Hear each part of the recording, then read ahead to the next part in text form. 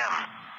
At 6:20 p.m., a severe thunderstorm capable of producing a tornado was located 6 miles northeast of Wilson, moving east at 30 miles per hour. You can expect tornado and ping-pong ball-size hail. The warning was based on radar indications. The storm has a history of producing several brief tornadoes. The following impacts are expected. Flying debris will be dangerous to those caught without shelter. Mobile homes will be damaged or destroyed. Damage to roofs, windows, and vehicles will occur. Tree damage is likely. Locations impacted include Wilson, Lincoln, Sylvan Grove, Beverly, and Westfall. This includes Interstate 70 between mile markers 206 and 235. Take cover now.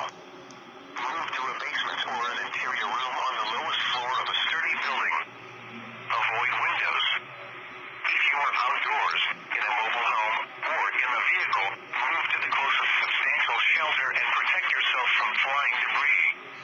Heavy rainfall may hide this tornado. Do not wait to see or hear the tornado. Take cover now.